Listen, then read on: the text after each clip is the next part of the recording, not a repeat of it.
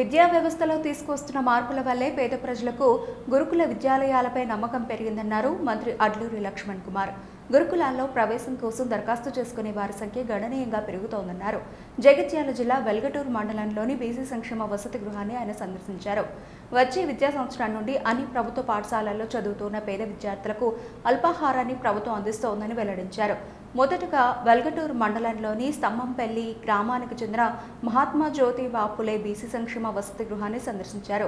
99 రోజుల ప్రజాపాలన ప్రగతి ప్రణాళికలో భాగంగా జిల్లా కలెక్టర్ సత్యప్రసాద్తో కలిసి వసతి గృహాన్ని పరిశీలించి విద్యార్థులకు కలిసి భోజనం చేశారు.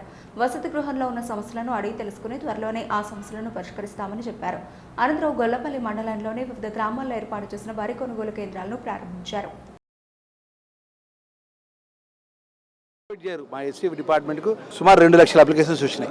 సీట్లునే తక్కువ, అందరూ ఆన్లైన్లో అప్లై చేసుకున్నారు. ఆ విధంగా ఎస్సీ కానీ, ఎస్టీ కానీ, బీసీ కానీ, మైనార్టీ కానీ ఇక్కడ చదువు చెప్పే ఫ్యాకల్టీకి సంబంధించిన ఎవరైతే సార్లు ఉన్నారో, టీచర్స్ ఉన్నారో వెల్ క్వాలిఫైడ్ ఉంటారు. మరి ఆ విధంగా పిల్లలకు భవిష్యత్తు బాగుంటుందనే విషయానికి పూర్తి నమ్మకం, విశ్వాసం వచ్చింది. ఇప్పుడైతే డైట్కి సంబంధించిన విషయంలో ముఖ్యమంత్రి గారు నిర్ణయం తీసుకొని గొప్పగా డైట్ ఇవ్వాలి, పిల్లలకు కాస్మెటిక్ ఛార్జ్ పెంచాలన్నప్పటి నుంచి పిల్లల యొక్క స్ట్రెంత్ కూడా పెరగడం జరిగింది. ఆ విధంగా వెల్ఫేర్ చదివించే పిల్లల తల్లిదండ్రులు కూడా ప్రభుత్వం మీద నమ్మకం పెట్టుకొని మీ పిల్లలను ప్రభుత్వ పాఠశాలకు, ప్రభుత్వ స్కూల్స్కి పంపించాలని కోరుకుంటూ ఇంకా వెల్ఫేర్ హాస్టల్స్లో కూడా ఇంకా మౌలికమైనటువంటి సదుపాయాలు మిగిలిపోయిన ఏమున్నా కూడా ప్రత్యేక దృష్టి పెడతారన్న విషయం తల్లిదండ్రులకు తెలియజేసుకుంటూ రాబోయే జూన్లో అల్పాహారం ఎవరు కూడా ఊహించరు. ఉదయం తల్లిదండ్రులు పొలం పనులకు పోతే, ఇంకా వేరే పనులకు పోతే పిల్లలకు నేరుగా స్కూల్కి పంపిస్తే సరిపోతుంది.